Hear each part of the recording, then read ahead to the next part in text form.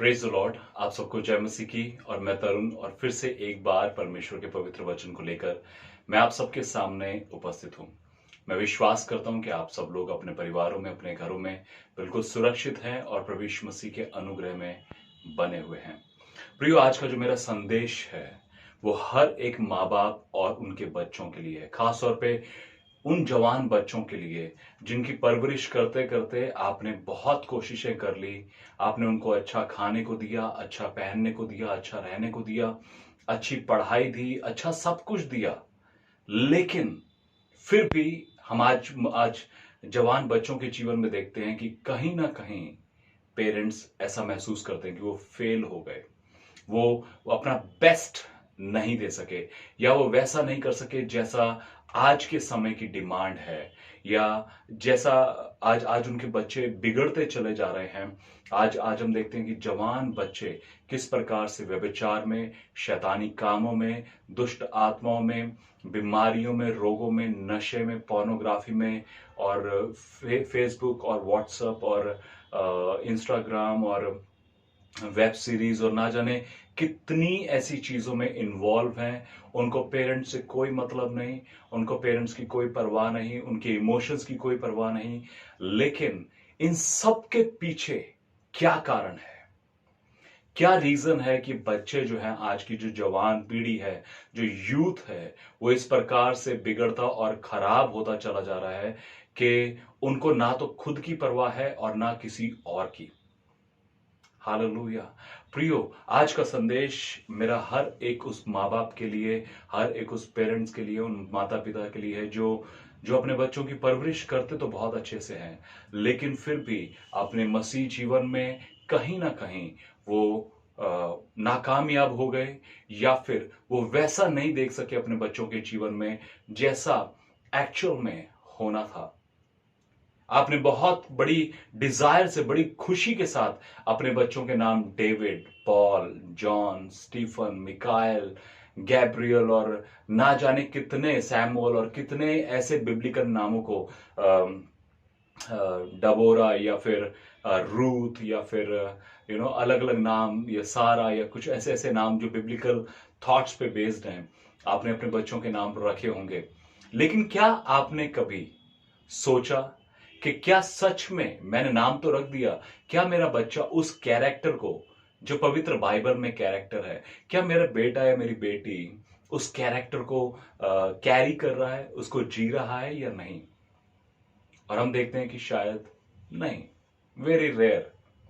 जानते हैं, आपने नाम तो बहुत अच्छे रख दिए, बड़े बड़े नाम रख दिए, जो पास्टर्स ने या लीडर्स ने या आपको समझ में आए कि ये रखना चाहिए।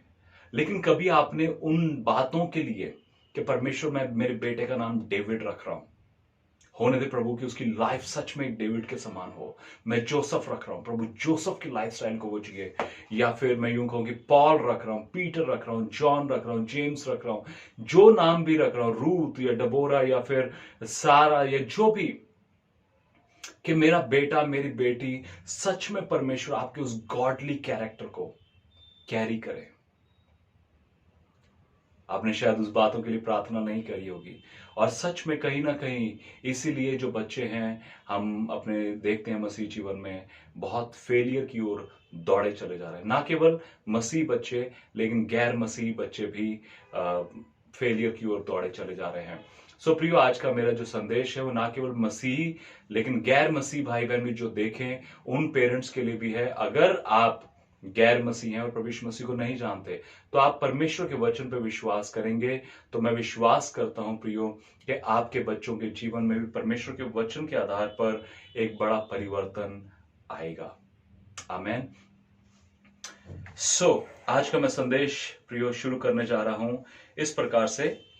आप मेरे साथ देख सकते हैं यिर्मयाह उसके 9वें अध्याय में उसके 21वें वचन को।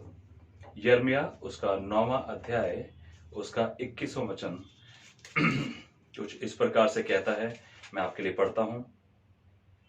लिखा है, क्योंकि मृत्यु हमारी खिड़कियों से होकर हमारे महलों में घुस आई है, और कि हमारी सड़कों में बच्चों को और चौकों में जवानों को मिटा दे। आप जानते हैं, एक मृत्यु हमारे घरों में खिड़कियों और दरवाजों से घुस आई। आप कहेंगे कोरोना वायरस भी आया? नहीं नहीं नहीं, मैं उसके बारे में बात नहीं कर रहा हूं। ये तो अब आया 1.5 साल पहले, मैं बहुत पुरानी बात कर रहा हूं। जानते हो वो मृत्यु क्या है?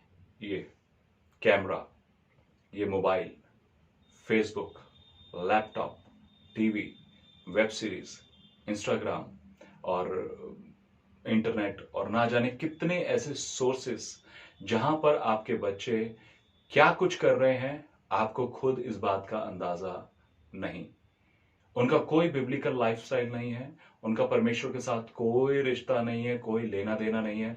और पिछले 1.5 साल में बच्चों की जो पढ़ाइयां हो रही हैं वो भी इंटरनेट के थ्रू और मोबाइल्स और सिस्टम के थ्रू चल रही हैं।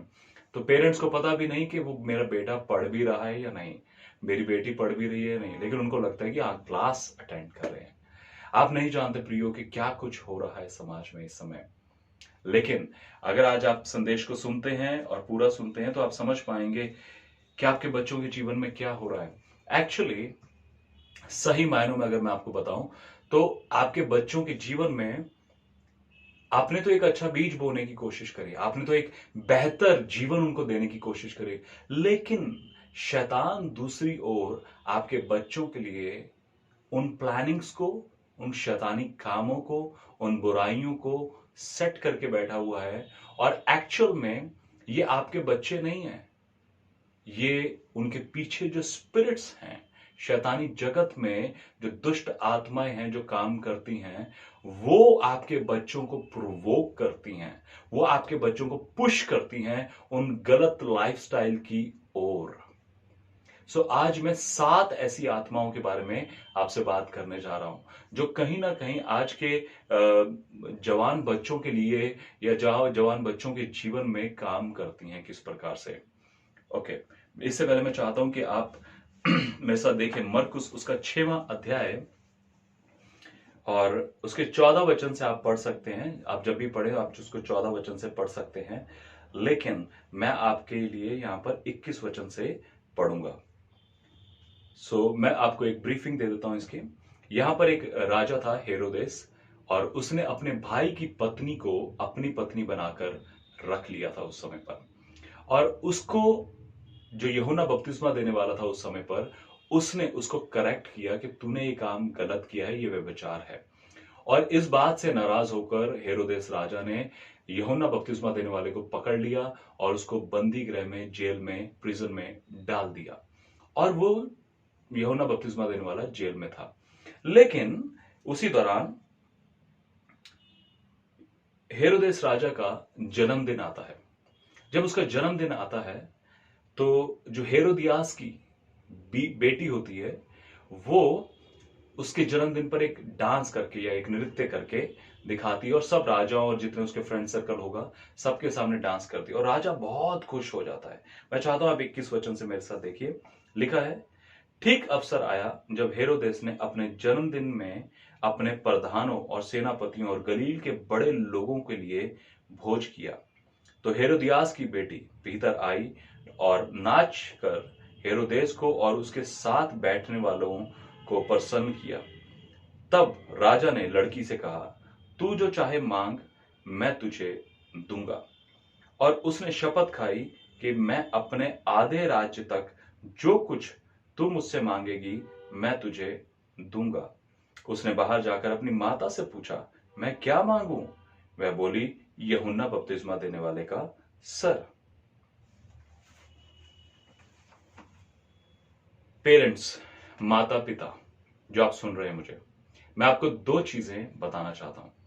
पहली चीज, एक बेवकूफ पिता या एक मूर्ख फादर जो यहां पर मैं देखता हूं, जिसने बहुत एक्साइटेड होकर, बहुत खुश होकर, बहुत उत्साहित होकर, उस मेरी बेटी ने डांस किया है, एकदम एक्साइटेड होकर उसको एक ऐसा प्रॉमिस कर दिया जो वो नहीं चाहता था करना। बाद में अगर आप आगे उसको पढ़ेंगे तो लिखा है वो नहीं चाहता था कि उसको मार दे, यूहन्ना बपतिस्मा देने वाले को, लेकिन उसके प्रॉमिस की वजह से, उसने जो बात अपने मुंह से निकाल दी, उसकी वजह से उसको यूहन्ना बपतिस्मा देने वाले को मरवाना पड़ा। दूसरी ओर एक मूर्ख स्त्री, एक मूर्ख माता, जिसने अपनी बेटी को इस बात को बोला कि यूहन्ना बपतिस्मा देने वाले का सिर मांग ले। आप जानते हैं ये जो बच्ची है ये बड़ी इनोसेंट है। इस बच्ची को नहीं पता कि क्या सही है और क्या गलत है। इस बच्ची को नहीं पता कि मैं क्या करूं। जब राजा उसको पूछता है कि तू जो मांगना चाहती है मांग ले, उसके माइंड में नहीं था कि वो आईफोन मांग ले या लैपटॉप मांग ले या कार मांग ले या कोई नई ड्रेस मांग ले। उस बच्ची को बेचारी को पता भी नहीं है कि मैं क्या मांग लूं। और वो दौड़कर अपनी मां के पास जाती है और मां से पूछती है, मां मैं क्या मांगूं। और मां उसको डायरेक्ट करती है कि यूहन्ना बपतिस्मा देने वाले का सर मांग ले। मैं आप सबको बोलना चाहता हूं प्रियो, जो यहां पर पेरेंट्स मुझे सुन रहे हैं, हर एक पिता और हर एक माता की रिस्पॉन्सिबिलिटी है कि आप अपने बच्चे को एक सही गाइडेंस में लेकर चलें। ये आपका उत्तरदायित्व है, ये आपकी रिस्पॉन्सिबिलिटी है कि आप अपने बच्चों को एक सही मार्गदर्शन दें। और वो सही मार्गदर्शन सिर्फ आपको पवित्र बाइबल के आधार पर मिल सकता है। अगर आप चाहते हैं कि आपके बच्चे एक सही मार्गदर्शन में, एक सही गाइडेंस में चलें, अपने जीवन को एक मसीह जीवन के रूप में, एक राइट बिब्लिकल, एक स्पिरिचुअल बिब्लिकल लाइफस्टाइल में जिएं, तो प्रियो ये आपको उनको लीड करने की जरूरत है। हम अक्सर अपने बच्चों को कंपटीशन में लेकर आते हैं और अपने बच्चों को बोलते हैं, बेटा आप 10th में इतने अच्छे नंबर लेकर आना, 12th में इतने अच्छे नंबर लेकर आना, आप ऐसा करना वैसा करना, मैं आपको साइकिल लेके दूंगा, मैं आपको बाइक लेके दूंगा। और वो बच्चा अपनी पूरी कोशिश कर देता है अपना बेस्ट देने के लिए, क्योंकि वो चाहता है वो चीज उसको मिल जाए। और जो माँ बाप हैं, वो जो प्रॉमिस किया है उनको, उस प्रॉमिस का उनको भुगतान करना पड़ता है। आपने ओवर एक्साइटेड होकर प्रॉमिस तो कर दिया, लेकिन उसका भुगतान जब करने की बारी आएगी तो आपके लिए कभी कभी भारी भी पड़ जाता है ना। इस राजा ने प्रॉमिस तो कर दिया कि मैं ऐसा करूंगा, लेकिन ये सोचा नहीं कि वो क्या मांग लेगी। दूसरी ओर वो मां जिसने उसको गलत गाइड किया कि यूहन्ना बपतिस्मा देने वाले का सिर मांग ले, एक परमेश्वर के दास का सिर कटवाने के लिए उसको बोल दिया, और उस बच्ची ने जाकर आगे मांग लिया। ये हमारा उत्तरदायित्व है प्रियो, कि हम अपने बच्चों को सही गाइडेंस में लेकर चलें। मैं आपको दो हिदायतें, दो चेतावनियां देना चाहता हूं। जब आप बहुत एक्साइटेड हों, बहुत खुश हों, बहुत उत्साहित हों, कभी भी अपने बच्चों से या किसी से भी कोई प्रॉमिस ना करें।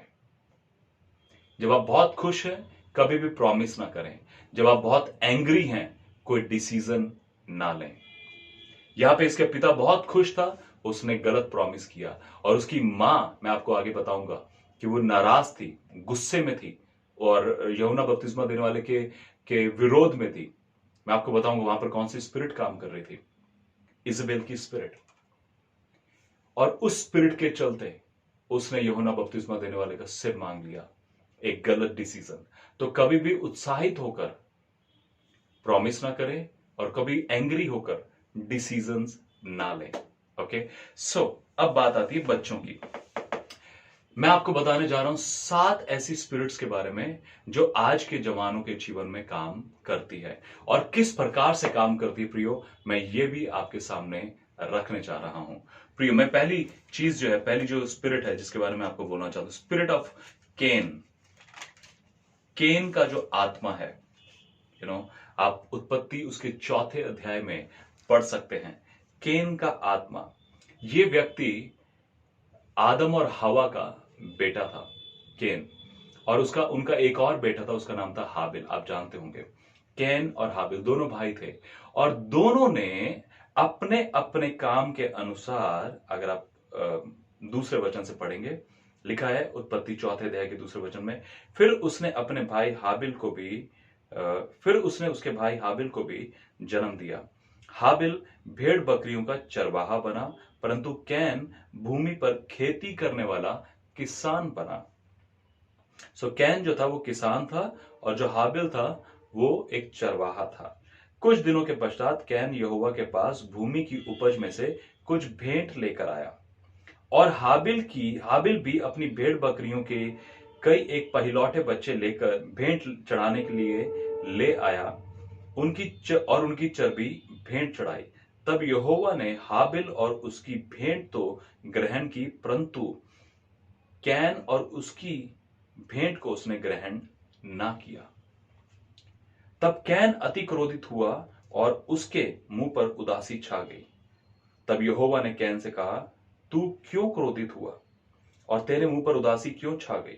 यदि तू भला करे तो क्या तेरी भेंट ग्रहण ना की जाएगी, और यदि तू भला ना करे तो पाप द्वार पर छिपा रहता है और उसकी लालसा तेरी ओर होगी और तुझे उस पर प्रभुता करनी है। आप जानते हैं कैन की भेंट क्यों स्वीकार नहीं होगी? क्योंकि उसके मन में, उसका जो माइंड था, उसका जो हार्ट था, वो करप्ट था।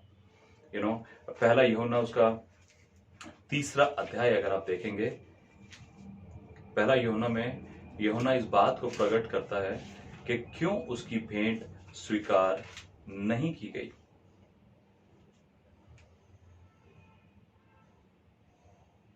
देखिए 12 वचन में लिखा है, और कैन के समान ना बने जो उस दुष्ट से था, जिसने अपने भाई को घात किया।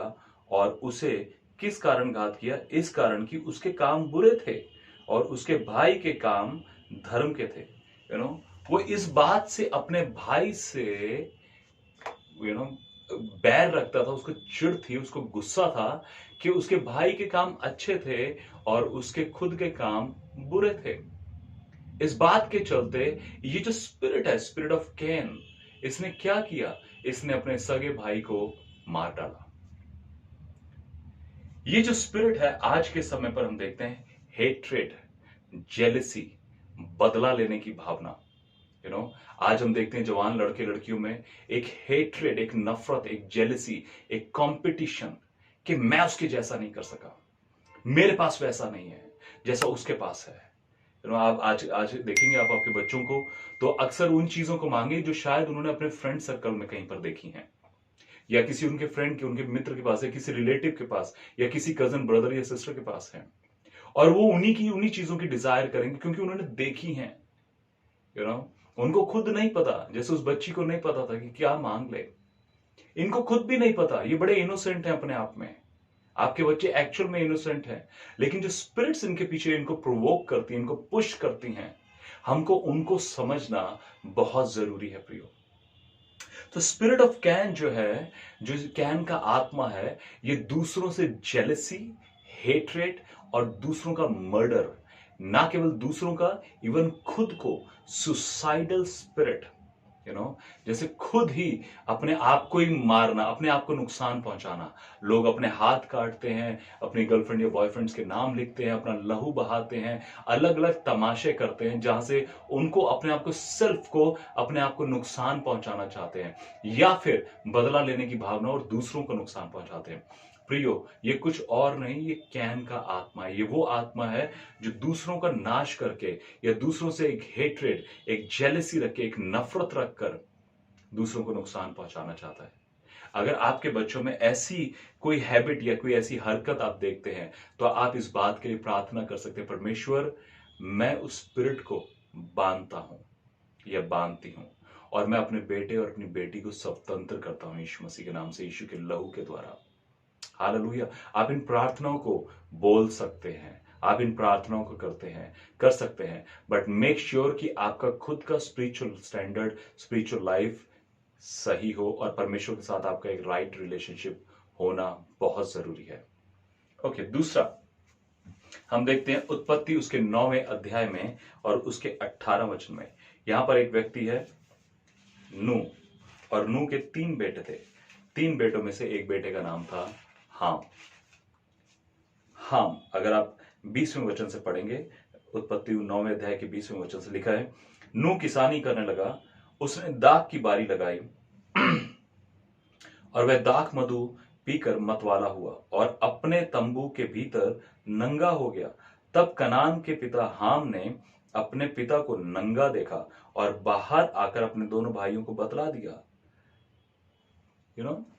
मैं एक बार सोच रहा था कि क्यों इसने अपने पिता को, जब इसने अपने पिता को नंगा देख ही लिया, तो क्यों जाकर अपने भाइयों को बता रहा है? मैं समझता हूं, जैसा परमेश्वर ने मेरे मन में उस समय डाला, कि वो जानता था कि जब उसके पिता को पता लगेगा कि इन्होंने मुझे नंगा देखा है, वो श्राप देगा, और वो श्राप उसके भाइयों पर पड़ जाए। मैं समझता हूं कि उसकी उसके मन में ये विचार होगा कि जो वो जब श्राप देगा तो वो मुझ पर ना पड़े, मेरे भाइयों पर पड़े, क्योंकि ये उसके पीछे जाएंगे, ये उसको देखने जा रहे हैं। या फिर वो अपने पिता का मजाक बनाने चाहता था, उसकी उसकी इंसल्ट, उसको मॉक करना चाहता था। और आज हम देखते हैं प्रियो, आज आप समाज में देखिए, भाई भाई के साथ नहीं है और बेटा पिता के साथ नहीं है। कितनी नफरत है। आज हम देखते हैं समाज में किस तरह से जवान लड़के लड़कियां अपने माता पिता के प्रति रिबेलियस हो रहे हैं, अपने माता पिता को नुकसान पहुंचा रहे हैं। इवन पिछले दिनों हमने न्यूज सुनी कि एक एक लड़के ने अपने माँ बाप को मार ही दिया। और कितने लोग हैं जो अपने माँ बाप को सताते हैं, मार देते हैं, उनको नुकसान पहुंचाते हैं, और जब तक उनकी प्रॉपर्टीज या उनकी चीजें रहती हैं तब तक उनके साथ सही बिहेव करते हैं। मिल जाने के बाद या हड़प लेने के बाद या छीन लेने के बाद उनको नुकसान पहुंचाते हैं, इवन मार तक देते हैं। और ये जो स्पिरिट है, स्पिरिट ऑफ हार्म, हार्म का जो आत्मा है, ये आज हम देखते हैं जवान लड़के लड़कियों में किस प्रकार से काम करता है। उनको जेलसी है, उनको नफरत है, उनको चिड़चिड़ापन है। दूसरा, वो अपने माँ बाप का, परमेश्वर का, अपने पास्टर्स का, अपने टीचर्स का, अपने लीडर्स का मजाक बनाते हैं, उनको इंसल्ट करते हैं। वो अपना फायदा सोचते हैं और दूसरे का नुकसान, सेल्फ सेंटर्डनेस, सेल्फिशनेस, अपना फायदा करना और दूसरे का नुकसान। अगर आप अपने बच्चों में, अपने जवान लड़के लड़कियों में या कहीं पे भी आप ऐसी स्पिरिट को या ऐसे लोगों को या ऐसी हैबिट्स को काम करते हुए देखते हैं, या आपको लगता है कि आपके बच्चे में कहीं ना कहीं ऐसी बातें हैं, वो मेरा मजाक बनाता है। बहुत से बच्चे दूसरे पेरेंट्स के सामने, दूसरे रिलेटिव्स के सामने हमारे पापा तो ऐसे ही, हमारे अपने माँ बाप का मजाक बनाते हैं, अपने माँ बाप की इंसल्ट करते हैं। बहुत से जवान जिनके माँ बाप बहुत ज्यादा पढ़े लिखे नहीं होते, या बहुत हाईली एजुकेटेड नहीं होते, या बहुत वेल टू डू नहीं होते, वो बच्चे अपने माँ बाप का उन्हीं चीजों का मजाक बना देते हैं, उन्हीं बातों का मजाक बना देते हैं कि अरे पापा आपके पास तो ये नहीं है, आपके पास तो वो नहीं है, आप तो इतने कम पढ़े लिखे, हम तो देखो इतना पढ़ लेते। या फिर कुछ इंग्लिश के वर्ड्स कभी कभी पेरेंट्स को बोलने नहीं आते, क्योंकि एजुकेशन का बहुत बड़ा एक एक जनरेशनल गैप ही है। जैसे माँ बाप नहीं बोल पाते, या वो जो हायर स्टडी या स्टडी आपके बच्चे कर रहे हैं वो शायद आपको या हमें समझ में नहीं आएगी, लेकिन हो सकता है बच्चे उन चीजों पे मजाक बनाए, या आपकी ड्रेसिंग सेंस पे मजाक बनाए, या आपके लाइफस्टाइल पे मजाक बनाए। और कई बार हम देखते हैं, लेकिन इन बातों को प्रिय बिल्कुल भी हल्की रीति पर मत लीजिए। आप ये मत सोचिए कि ये मजाक है, मेरा बेटा मजाक, नहीं नहीं नहीं, ये कोई मजाक नहीं है प्रियो। ये स्पिरिट है जो आपके बच्चों को प्रोवोक कर रही है, जो आपके बच्चों को इनकरेज कर रही है कि वो आपको मजाक बनाए, आपकी इंसल्ट करें। इस चीज को, इस स्पिरिट को डांटिए यीशु मसीह के नाम से। ये आत्मा, हाम का आत्मा मेरे बेटे मेरी बेटी के जीवन से जाए यीशु मसीह के नाम से। और मैं मेरे बेटे को, मेरी बेटी को स्वतंत्र करता हूं प्रभु यीशु मसीह के नाम से। केवल परमेश्वर का पवित्र आत्मा मेरे बच्चों के जीवन में, मेरे परिवार में काम करे। ओके। तीसरी स्पिरिट, अबशालोम। अबशालोम, आप जानते होंगे अबशालोम के बारे में, दाऊद का बेटा था अबशालोम। और आप इसको पढ़ सकते हैं दूसरे शमूएल के 15 अध्याय में। यहां पर आप देख सकते हैं अबशालोम बिल्कुल ही रिबेलियस, अपने पिता के, अपने ही बाप के, अपने राजा के पीछे पड़ा हुआ था, उसको मारने के लिए, उसको नाश करने के लिए, उसकी सारी प्रॉपर्टी को या उसके राजपाट को हड़प लेने के लिए, खुद राजा बन जाने के लिए, खुद सबके ऊपर हुकूमत करने के लिए, वो अबशालोम अपने पिता के पीछे पड़ा रहा।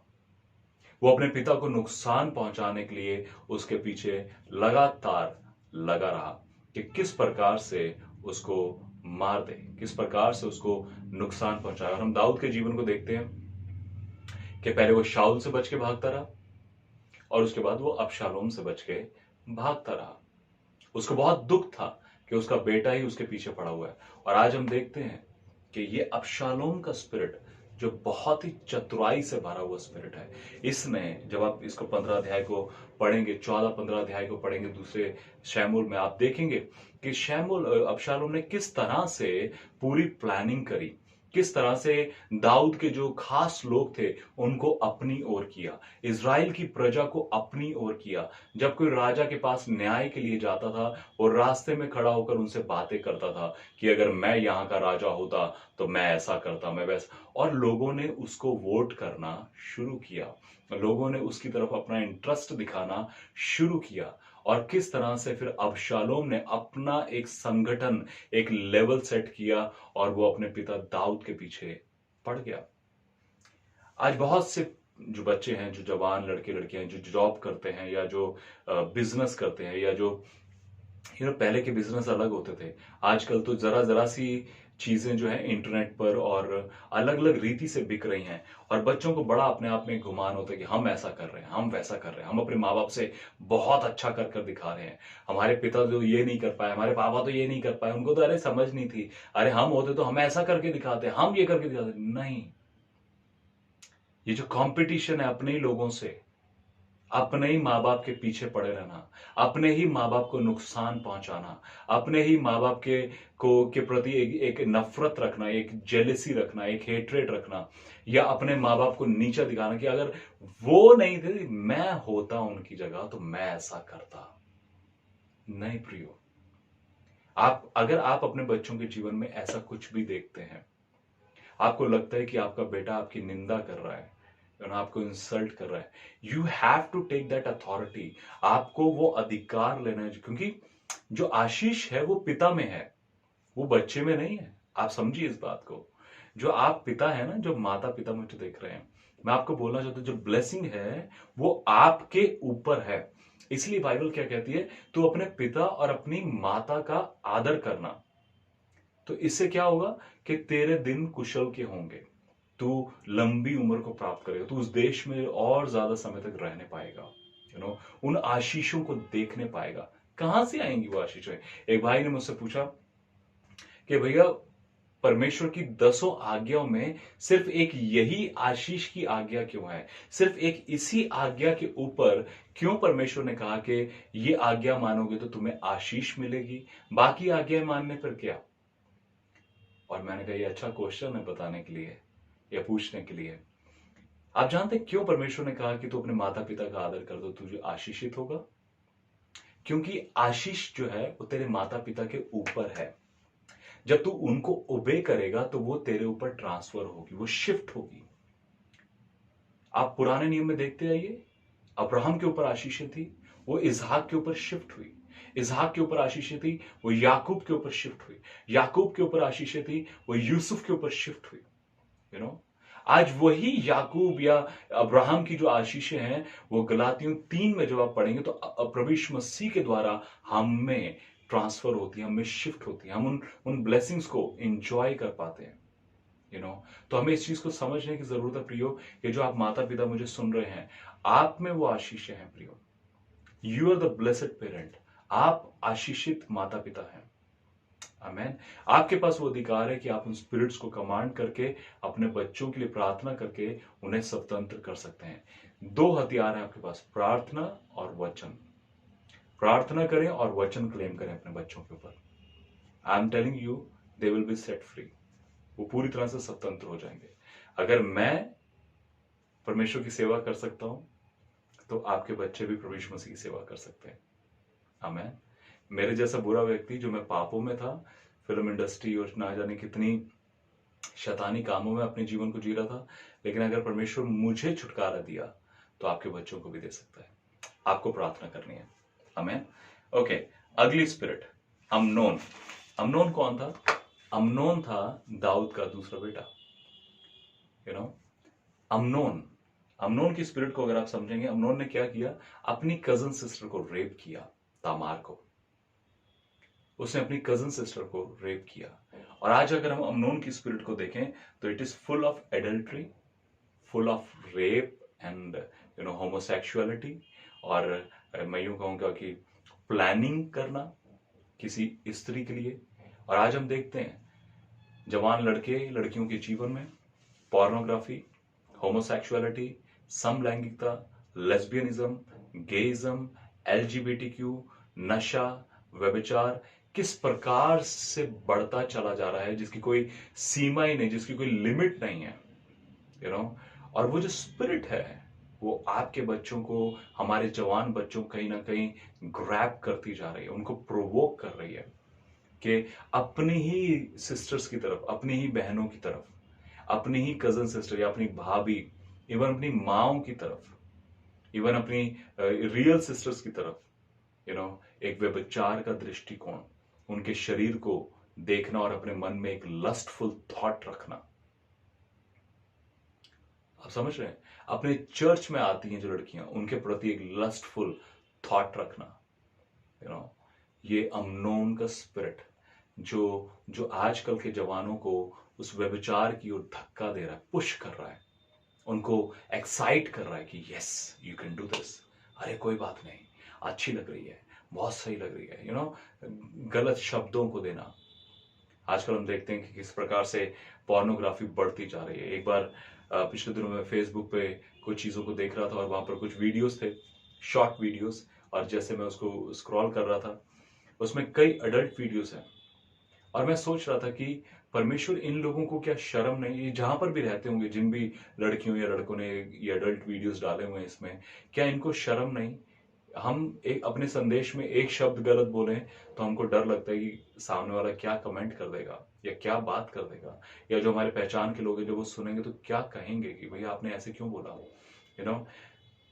क्या इन लोगों को शर्म नहीं? ये अधनंगे होकर यहाँ पे पड़े हैं और गंदगी फैला रहे हैं।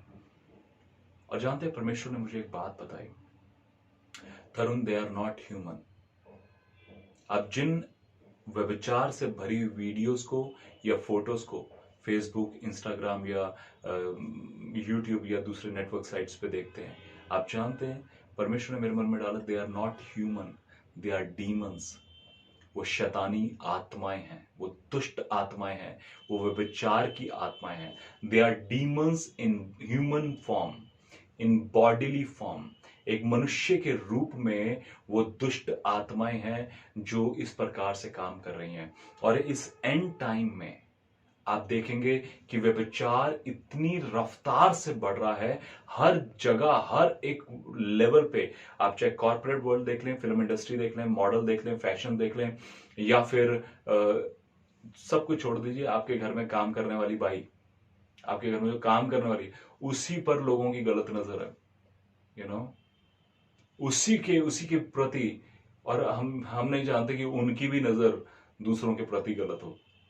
वो व्यभिचार जो है वो इतना ज्यादा आज के समय पे बढ़ चुका है कि यू नो, आपके जवान बच्चों का बचना बड़ा इम्पॉसिबल है। अगर आप उनके लिए प्रार्थनाएं नहीं करते, easily they will fall in adultery, वो व्यभिचार में गिर जाएंगे। आप नहीं जानते आपका बेटा मोबाइल पर क्या देख रहा है। वो जितनी देर में आप आके देखेंगे उतनी देर में वो आपकी हिस्ट्री और सब कुछ डिलीट कर देगा, आपको पता भी नहीं लगेगा। आप नहीं जानते आपका बेटा मोबाइल लेकर बाथरूम में गया है तो वो बाथरूम में क्या कर रहा है, या आपकी बेटी, यू नो। आप नहीं, आपको लगता है कि आपने अपनी बेटी को घर पे लॉक कर दिया और आप कहीं बाहर चले गए, आपकी बेटी सुरक्षित है। हाँ, कोई व्यक्ति अंदर नहीं आ सकता और वो नहीं जा सकती, लेकिन फोन तो उसके हाथ में है। वो व्हाट्सएप पे या किसी रूप से वीडियो कॉलिंग करके कुछ भी कर सकते हैं, कुछ भी दिखा सकते हैं। व्यभिचार इतनी रफ्तार से बढ़ रहा है प्रियो। अपने बच्चों के लिए जरूर प्रार्थना करें, उन जवान लड़के लड़कियों के लिए जिनको आपने ही जन्म दिया, किसी और ने नहीं, आपने खुद जन्म दिया, यू नो। ये अमनोन का आत्मा उनके जीवन से जाने पाए। ओके, उसके अगली पांचवी आत्मा जो मैं बताना चाहता हूं, यू नो, फर्स्ट किंग्स, पहला राजाओं में अगर आप देखेंगे पहले अध्याय में उसके 5वें वचन में, यहां पे एक व्यक्ति है जिसका नाम है अदोनिया, जो हगीत का बेटा था। ये दाऊद और हगीत, हगीत एक स्त्री थी, दाऊद और हगीत का बेटा था। लिखा है, तब हगीत का पुत्र अदोनिया सिर ऊंचा करके कहने लगा, मैं राजा बनूंगा। You know, self centredness, self made king, अपने आप को बड़ा दिखाना।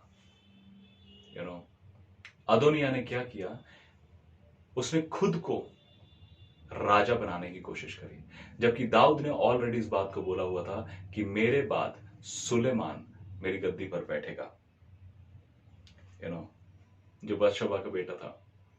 लेकिन उसने क्या करा, उसने कहा कि मैं चाहता हूं कि मैं राजा बनूं, मैं राजा बनूं।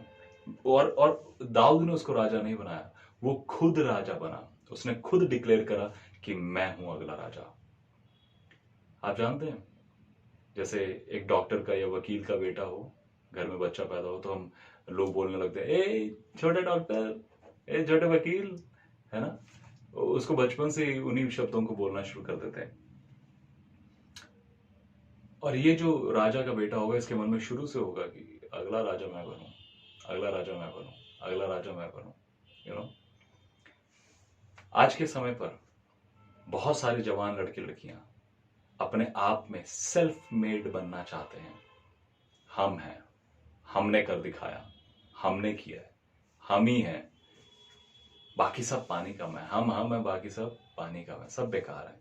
हमारे पेरेंट्स भी, हमारे टीचर्स भी, हमारा पास्टर भी, हमारे लीडर भी, हमें किसी की जरूरत नहीं है, हम ही हैं बस। 2 साल बाइबल कॉलेज में लगा लिए, उनको लगता है अब हम ही पास्टर हैं बस। जितना हमने सीख लिया, जितना हमने समझ लिया, वो काफी है, हमें किसी की जरूरत नहीं है। नहीं, ये बिल्कुल गलत है। आप सेल्फ मेड किंग बनने की कोशिश करेंगे तो अदोनिया वाला हाल आपका होगा। जो अदोनिया का हाल हुआ, वही हाल आपका हो जाएगा।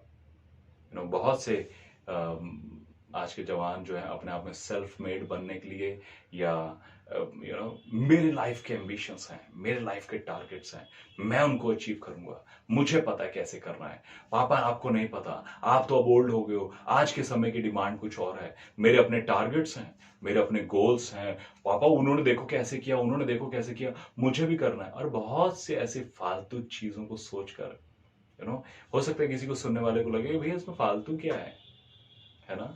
फालतू क्या है? फालतू ये है कि आप परमेश्वर से की राय से या परमेश्वर के मार्ग से हटकर अपना मार्ग तैयार करना चाहते हैं, अपने रास्ते पर चलना चाहते हैं, अपनी बुद्धि से काम को करना चाहते हैं। परमेश्वर का भय नहीं मानना है, परमेश्वर से नहीं सलाह लेनी है, परमेश्वर से प्रार्थना नहीं करनी प्रभु मुझे क्या करना है, मुझे बताइए। नहीं, मुझे उससे कोई मतलब नहीं, मुझे वो करना है जो मैं चाहता हूं।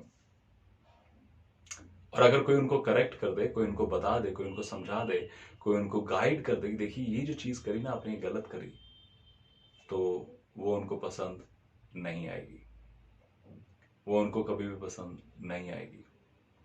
यू नो, ये आज की पीढ़ी का हाल है। तो प्रियो, आपको अपने बच्चों के लिए प्रार्थना करने की बहुत आवश्यकता है, खासतौर पे आपके जवान बच्चों के लिए। ओके, अगली स्पिरिट, अभी तक मैंने लड़कों के बारे में बात करी है और अब मैं लड़कियों के बारे में बात करने जा रहा हूं। अगली स्पिरिट, स्पिरिट ऑफ दलाइला।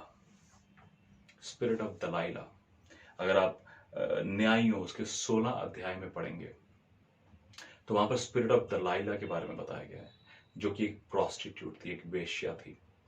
उसने किस तरह से एक परमेश्वर के महान दास को खा लिया, खत्म कर दिया, नाश कर दिया।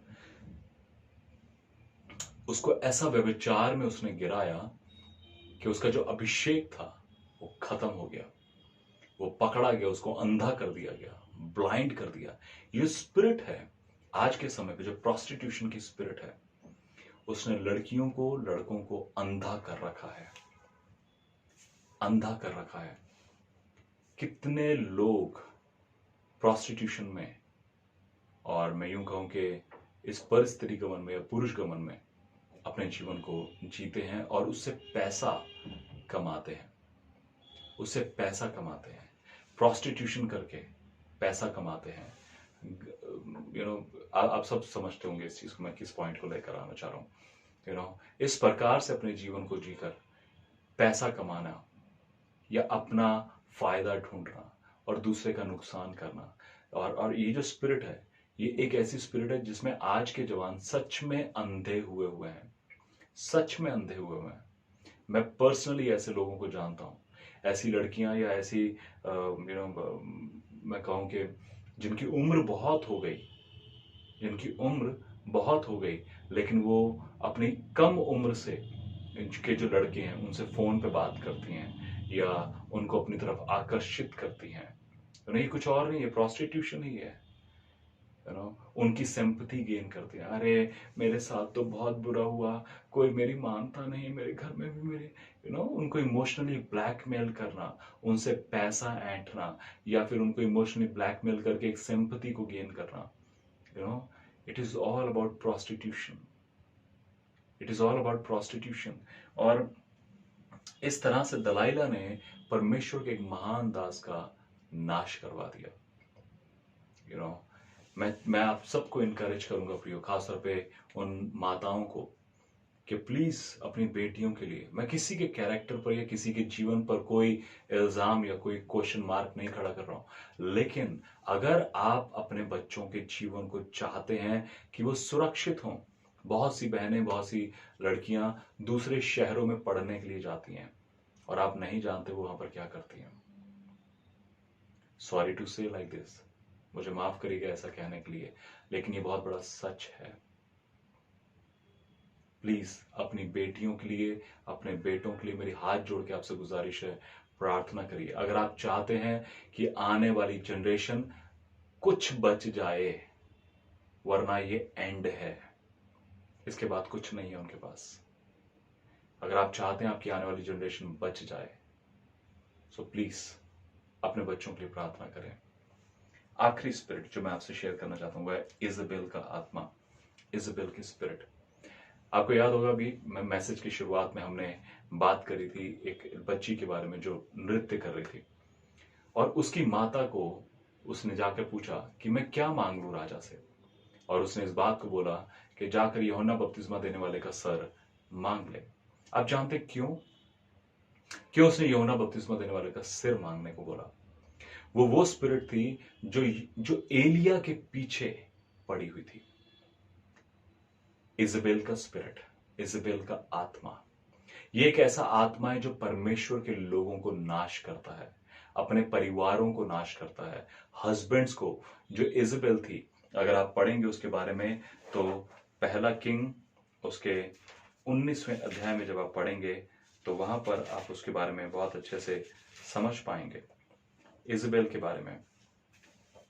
इजबेल एलिया के पीछे पड़ गई, जो परमेश्वर की महान दास था एलिया, उसके पीछे पड़ गई, क्योंकि एलिया ने जब एक बाल प्रॉफिट था, जो जो जो देवता था उस समय पर, उसके उसके उसके जितने भी प्रॉफिट्स थे उनको मार दिया था। और ये जो रानी थी इजबेल, ये इसके पीछे पड़ गई उसको मारने के लिए, लेकिन उसको मार नहीं पाई, परमेश्वर ने उसको उठा लिया था। लेकिन अगर आप लूका उसके पहले अध्याय में पढ़ेंगे, जब जकरिया परमेश्वर के भवन में आराधना प्रार्थना कर रहा होता है, उस समय स्वर्गदूत आकर उससे बात करता है और उसको बोलता है कि तेरी पत्नी एलीशिबा से एक पुत्र उत्पन्न होगा और तू उसका नाम यूहन्ना रखना। और जब आप उसके डिस्क्रिप्शन को पढ़ेंगे आगे, तो वो इस बात को बताता है कि जो यूहन्ना बपतिस्मा देने वाला पैदा होगा वो एलिया के आत्मा में होगा। वो जो स्पिरिट है एलिया का उसके ऊपर होगा, वो अभिषेक उसके ऊपर होगा।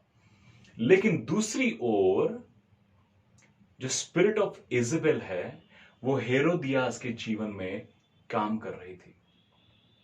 वो स्पिरिट ऑफ इजबेल ने जब इस बात को रियलाइज किया कि ओ ये तो वही एलिया है जो यूहन्ना के जीवन के द्वारा प्रकट हो रहा है, उसने अपना बदला वहां पर लिया और उसने उसको मरवा दिया। अगर आप प्रकाशित वाक्य उसके दूसरे अध्याय में पढ़ेंगे प्रियो, प्रकाशित वाक्य उसके दूसरे अध्याय के 20वें वचन से पढ़ रहा हूं, मैं आपके लिए पढ़ रहा हूं। लिखा है, पर मुझे तेरे विरुद्ध यह कहना है, तू उस स्त्री इजबेल को रहने देता है जो अपने आप को भविष्यद्वक्तनी कहती है और मेरे दासों को व्यभिचार करने और मूर्तियों के आगे चढ़ाई वस्तु खाना सिखलाकर भरमाती है। यहां पर 3 चीजें हैं। वो अपने आप को भविष्यद्वक्तनी कहती है। मैं बहुत साफ बोलना चाहूंगा, ऐसी भविष्यद्वक्तनियों से और ऐसे भविष्यद्वक्ताओं से बहुत सावधान रहें आज के समय पर। एक बहन ने मुझसे कहा कि मेरी शादी आपसे ही होनी है। मैंने कहा ओके, परमेश्वर ने मुझे बताया है। मैंने कहा ओके। मैंने कहा परमेश्वर जब मुझे बताएगा तो फिर मैं आपको बताऊंगा। तो वो एक जगह गई, वहां पर उसे एक प्रॉफिटिस मिली भविष्यद्वक्तनी मिली, उसने बोला कि जी जो फोटो में आपके साथ खड़े हैं, जो आप सेवकाई कर रहे हैं आपके साथ, ये आपके होने वाले पति होंगे, वह इन्हीं के साथ आपकी शादी होनी है। और उन्होंने मुझे बोला कि तरुण, आपसे ही मेरी शादी होनी है, आप एक प्रॉफिटेस है, उन्होंने इस बात की भविष्यवाणी करी है। मैंने कहा ओके, कोई बात नहीं, परमेश्वर जब मुझसे बात करेंगे मैं आपको बताऊंगा। लेकिन मैं आपको सच बोलना चाहता हूं, अगर मैंने उससे शादी कर ली होती या उसकी मेरे से शादी हो गई होती, तो ना तो मैं यहां पर आपको दिखता और ना ही मैं मसीह के साथ चल पाता, क्योंकि वो मेरे लिए मेरे जीवन साथी नहीं थी।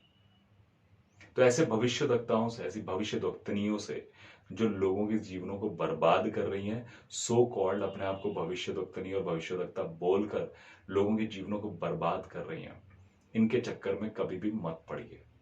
दूसरी चीज कहती है, वो मेरे प्रवेश मसीह कहते हैं, वो मेरे दासों को व्यभिचार करना सिखा दिया। बाहर के लोगों को नहीं, मेरे दासों को। So every pastor, every man of God, मैं आपको इनकरेज करना चाहूंगा, बी वेरी केयरफुल।